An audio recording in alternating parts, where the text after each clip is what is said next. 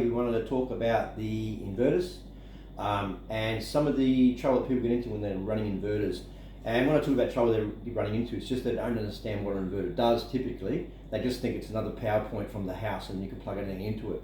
And that becomes an issue when you're at the power site and you have multiple 240 outlets and you're at a campsite with multiple people and they've got things they want to run and you say, I've got 240 volt, they'll plug anything into it. There are limitations to inverters, there's sizes of inverters, and you still need to do a bit of an audit as to what are those accessories going to draw, even if it is AC 240. It's not all 240s the same.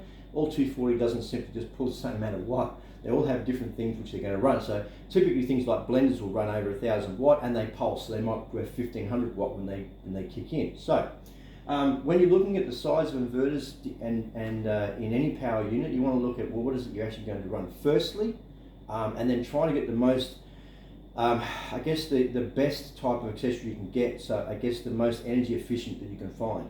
Don't go to Harvey Norman and buy a 4,000 watt a microwave because it cooks things in 20 seconds as opposed to 45 seconds. The thing is, you've got to look at the energy consumption and try to buy efficiency. So when you're looking at anything you're going to run off inverters, always look at the efficiency of what you're going to be doing. Remember, there's a conversion cost. If you're going to be running inverters, there's a conversion between 12 volt and 240 volt. There's also a conversion cost between running cables. So this one here is a 1500 watt inverter that I'm running, and that's running off the V6 HD, which does have 100 amp capacity output constant. So I'm quite happy going to run the 1500 watt inverter. I know that technically speaking, you can't run 100% of the 1500. You can run about 1344 off that because that's the limitation of the output of the battery. 100 amp hour times 12.8 is going to give you that's about the watt hour, or sorry, the watt that I'm allowed to draw, the watt hour size of the battery, but that's the size of the BMS. Next question is, why don't we have a 3,000 watt inverter on it? That's fine, but then what happens is that people start to lose interest in it, in having the accessories being efficient, and they'll start plugging in ridiculously large things, and you'll plug in a plasma gun, for example, and think that that's going to run okay because it's got a 240 volt plug. You've got to remember that plugs like these, they're also rated 10 or 15 amp. So there are limitations on every connection that you make. So always minimize the size or length of the cables between any of the inverters to these. But the good thing about having external inverters is because there's so many mistakes that people make with inverters, that if they're internal, that all you're doing is destroying a whole battery pack that you can't use anymore because you used an inverter incorrectly. Plugging in hair dryers, typically, you've got a 240 lying around, and no offense to the ladies out there, but if they're not camping very often, they might grab their normal hair dryers and all the rest of it and think you can plug anything into it. You can, it doesn't necessarily mean it's going to work. So the V5.5, you can see over here, I've just got a 600 watt inverter into it. What type of inverters can you use? You've got to remember there's different technologies in inverters as well. Maybe they don't like certain BMSs. But if you're going to be using an inverter, if you're going to go with pure sine is a cleaner energy. Typically running things like your laptops, you're going to plug that into. So some of your energy sensitive equipment, you might want to be using pure sine. Modified wave is going to be a cheaper option of inverter. However, inverters are cheap enough nowadays, you don't really have to worry about it. But modified wave is going to, if you're just going to be running power tools and things like that, then you can just use a modified wave. But pure sine is more expensive, but it's better quality of power. It's a cleaner power. So if you can go with pure sine, then go with pure sine. So you can go with some of the big name inverters and they do a great job. So just remember that you've got to look at what's the output of the system. So what I've got over here is I've got a 600 watt inverter. It is a pure sine one, it's not expensive. And I've got that plugged into a 50 amp Anderson. So what I wouldn't do is I wouldn't use my Anderson to plug in a 1500 watt inverter. And people do that. And then they wonder why the Anderson will melt or the cables will melt, because they're trying to draw 1500 watt out of something that's only 50 amp. So 50 amp, for example, if you times that by 12.8 is the system, then that's how many amp is available. But you've got to remember there's also the amp of the Anderson is rated 50 amp. So you don't take a 50 amp Anderson and then run the connectors through to something that's going to draw 150 amp. So again, with inverters, just make sure you stay within the confines of the wattage, but also please make sure you never run inverters flat out. I know it says 600 watt. Would I run something 600 watt into that? No, I wouldn't, because I know that it's going to put a lot of pressure on the inverter. Inverters have spinning parts; they heat up. With anything that's heating up with spinning parts, there's a good chance that if you put them at their limits, like running your car at red line, if you run a red line for hours on end, it's going to blow the engine up. So don't do it. For 1500 watt inverter, I typically run around 1000 watt. and then I don't have to hear this, the motor in the actual inverter, so the fan going all the time, because it's running flat out and it's trying to keep itself cool. So you've got to remember that if you're running inverters and you're in a campsite, you've got to be very, very careful about who you let come around and touch the thing, because they'll plug anything into it, and what you might find is people might plug their compressors into it, all the rest of that type of stuff, which is going to be drawing sometimes 2,500, 3,000 watts, which is okay if you've got that availability in your inverter. So it's not like you've got a house inverter of 5,000 watts. So just look at the wattage of your inverters. Okay, look at the distance with the cables that are running. Also make sure that the cable is correctly rated. So between here and that unit there, I'm running 140 amp cable and 150 amp rated lux. Between the battery and that, it works perfectly. So I'm always going to make sure I've got a little bit of buffer, so I'm overrating the cabling.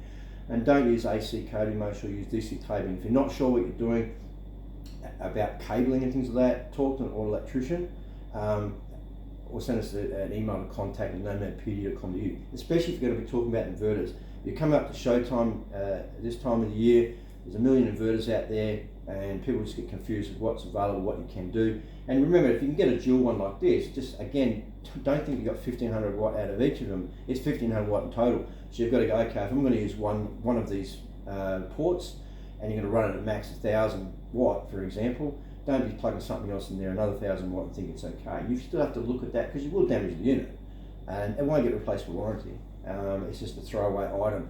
That's the reason we would never put inverters inside a battery cabinet, or in some sort of battery box, because the risk with inverters and power packs together, there's just too much left for people's chance, especially when they're out there. People do borrow these things to other people, don't read the instructions, have no idea what they're doing, don't understand what the watt is of an accessory, don't even look at it, they just assume it's a power point and plug it in.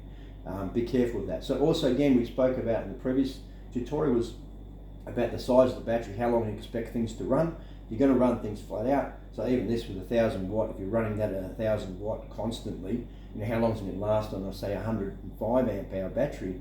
So if it's drawing 1,000 watt constantly, that's going to be drawing, so just probably 80 amp hour or something like that. So it's going to last, you know, flat out, it's still going to last an hour and a half maybe. So you still got to do your math, just work out mathematically how long something's going to last. And the most common thing we get with people that bought other battery packs is, oh, you know, I thought it would last longer. What would last longer? And they say, well, I was running a fridge, or I was running this or that, and only ran in the battery's flat in half an hour. Okay, well, how much was it drawing? I don't know. That's your problem. If you don't understand what the thing's drawing, how can you estimate how long a battery's going to last without knowing how much the draw is? And that's the most common thing we get is, I thought it would last longer, and I would say, what's the math? What was it drawing, and how long do you think it would last? And it's always, I don't know, I just thought it would last longer. So if you sat down and worked out your needs, you can actually work out, well, what's the size of inverter I need? You don't necessarily have to have a 3,000 watt inverter. But what I will say is you can have a 3,000 watt inverter, and then you can plug it into, say, one of these units, which is 105, or you can plug it into the 100 amp hour. But on the 100 amp hour, because it's only got a 50 amp max output, okay, you couldn't use that to max. You could only use that up to, say, 500 watt of that, as long as you understood that, because that's the maximum of the Anderson output. But on the 200 amp hour of the Nomad, you can run up to 200, which is about, say, 2,500 watt inverter, and you can run that flat out. But again, what is it you want to do? You don't necessarily have to have the biggest inverter, but as long as you're only using what the rating of the battery is and the cabling to the inverter, regardless of the inverter size, it'll only draw what it needs. When you plug the inverter and you turn it on, it doesn't do anything. It might draw a quarter of an amp just to fire up the LED or something like that, but it's not doing anything at the moment. So the inverter size is not what the issue is. The issue is, what are you drawing from that inverter, and what pressure it puts on the battery, but also the pressure it puts on the inverter as to if it's too much wattage. Also, you've got to remember is that you've got to look at the pulse or the startup current of an accessory, because sometimes they kick in at a higher, there might be, say, 1,000 watt rated as a draw, but then it will say in there, said, you know, but startup current might be 1,500. So you've got to realise that it may trip out a 1,000 watt inverter. So 600 watt inverters for me, I use a lot. because they'll do things like charging my fast charge batteries from my 12 volt batteries, with actually 18 volt batteries, and that charges them all up, and I can charge a heap of them up at the same time. And that 600 watt does it fine. That's why I've got it. I can actually plug in my DC fridge as well with the adapter, which I wouldn't do because of the conversion. So I would just plug it directly into the unit. But if I wanted to run other stuff on it, I still am aware that is only 600 watt. And I do have a 300 watt microwave. And yes, it does take a few minutes longer to cook stuff than 1500 watt microwave. It's simple. But if I wanted to make a coffee or something like that, and I wanted to microwave it, yeah, I can chuck it in there and microwave it. But I wouldn't plug my kettle into that because it draws too much, but I'd plug it into the 1500 watt on my 105.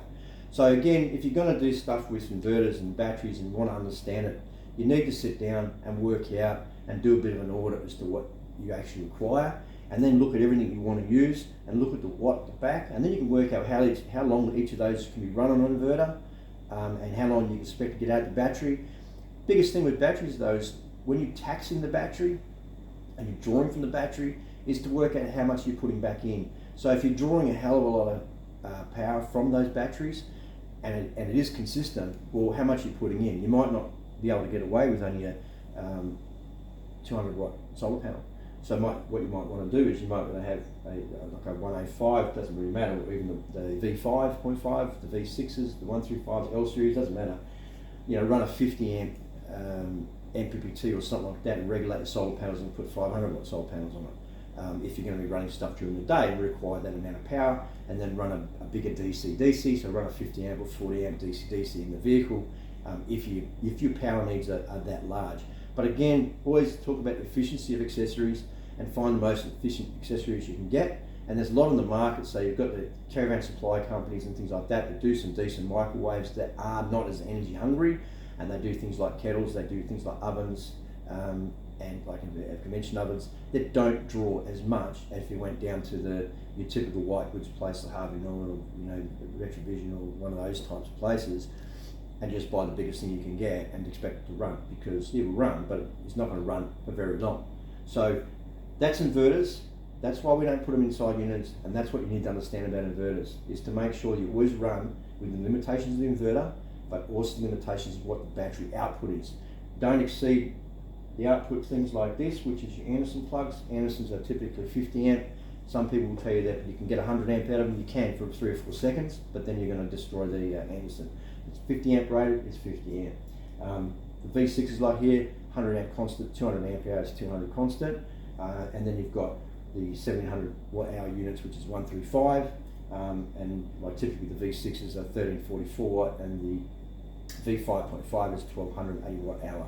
And I know I mixed up and said what hour. It's really easy for me to get confused because I'm trying to transfer the way people think into a simplistic way of talking about it, rather than do it, like a mathematician. So if you've got questions in relation to inverters and stuff like that, or you want recommendations, again, we don't affiliate to any supplier of inverters, but there are inverters we'd recommend and some we'd stay away from.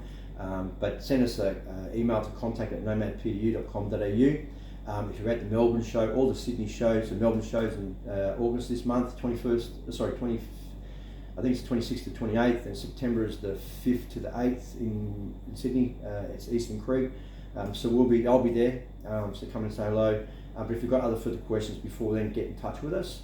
If you're not sure, or rather you send us an email if you're not sure. And again, when you're talking about battery sizes, we did in the previous battery, you're not sure about the batteries, you want to send us a spec to have a look at, we can just give you an opinion as to what we think it might be, or the questions to ask. And it's always good to be able to ask the right questions. If you're talking to a salesperson who's got some power system, say, well, how many watt hours it convert that to, or how many amp hours it should be able to tell you that as well. And how long will a microwave, let's say 600 watt, can I plug it into that and will it damage it? How long will it last? You can ask those questions, and at least that means that person now knows that you have some idea of what you're doing. So he'll give you the correct answers, because then you can work out mathematically how long something's going to last instead of how long is a piece of string. Because the common question we get, again, still is today, how long will my fridge last? And what can I expect out of it? So before asking those questions, you need to understand what your needs are, what you're doing with it, the size of your fridge you draw, and then also what is your expectation of what something should do. Because you need to tell us what's your expectation, what something should do based on something. Again, thanks for joining us. Hope that clears a little bit about inverters, and we'll see you again soon. Thanks.